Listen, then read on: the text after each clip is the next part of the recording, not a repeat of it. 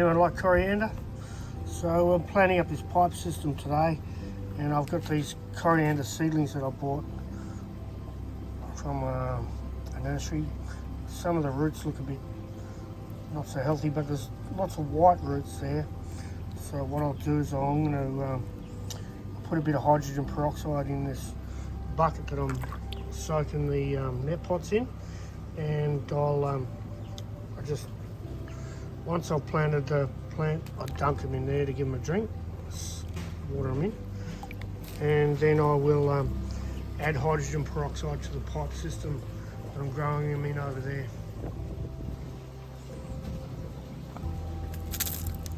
So I just get the net pot, put a few stones in the bottom, like that. Position the plant in the bottom. Make sure it's in the middle and the height of it's going to be about right. Then just put some of these stones around. Now I just keep recycling my stones, expanded clay, whatever you want to use. There's a bit of gravel in here too. I just keep recycling that. Wash it out in this trailer, not too thoroughly. Remove some of the root mat. So that's good. It's not wobbly. It's in the middle. You know, there's a little bit of stones around the collar. The plant's a little bit low in there, which is good. And then I'll just dunk it in this bucket, just to water it in. Done.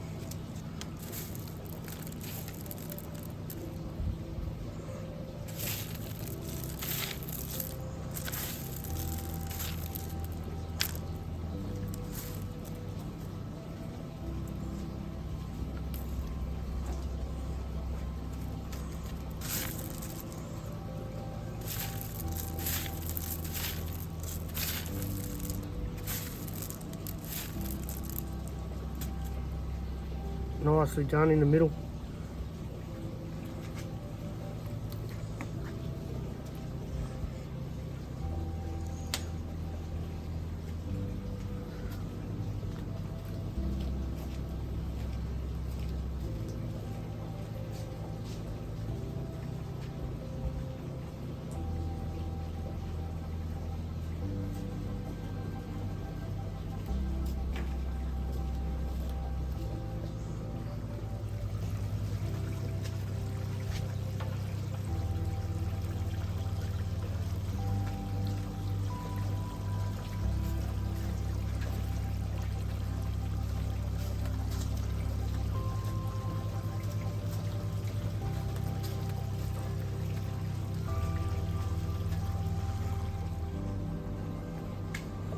So these are cucumbers.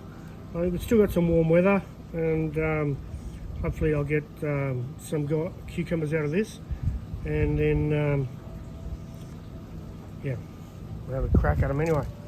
So same story, a few stones in the bottom, cucumber in the middle.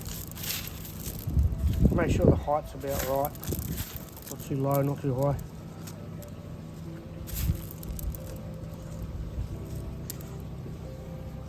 Dunk it in the water. Looks good. Roots look nice and healthy on these ones.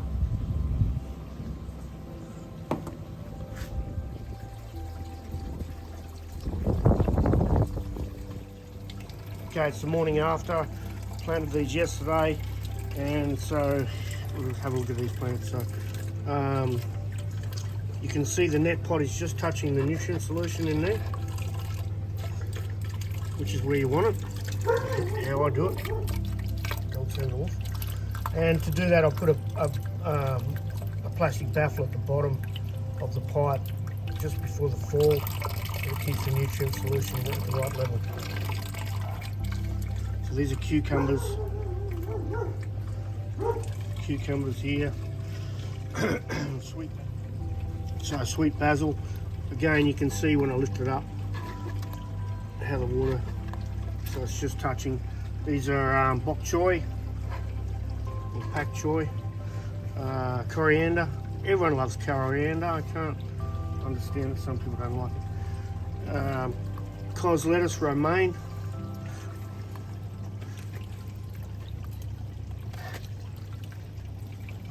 And here's the reservoir. It's half of a 200 litre drum, so half of a 44 gallon drum. I've got a 1,000 litre an hour pump in here, so it's about 250 gallons an hour, running non-stop.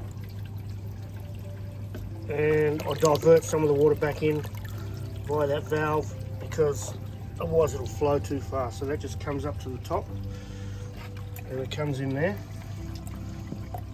And that's about how much flow I like to have. Not, you know, not Niagara Falls, just a steady amount.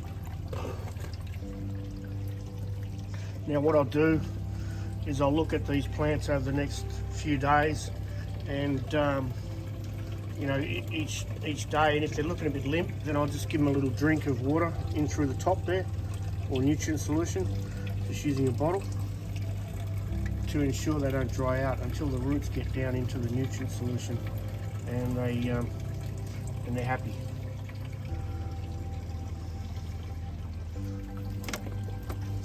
So to demonstrate, just go a little bit of water like this.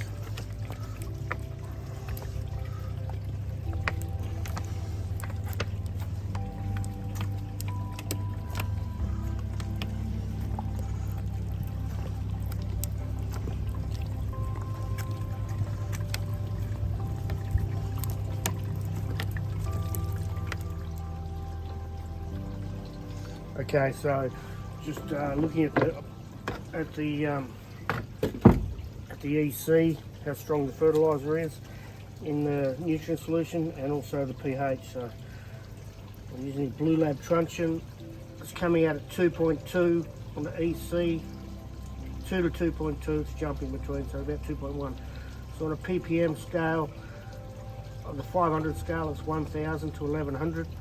Or 1,400 to 1,540. That'll be fine for these guys. And then to check the pH, I just use this simple liquid dropper test. I'll just take a water sample.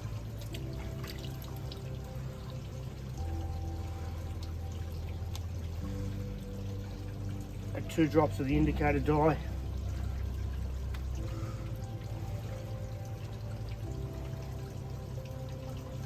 And on this scale, we want the nutrient solution to be in the yellow zone. So you can see it's in the yellow zone, which should be around about 6, 5.8 to 5. That'll be fine. So I just monitor that every day or two.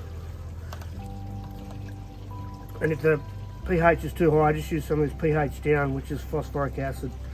And you only need a little tiny bit, just a couple of mil. I don't know how much that is in imperial, and just add a bit of that, and everything's good. So we're ready to grow. Thank you.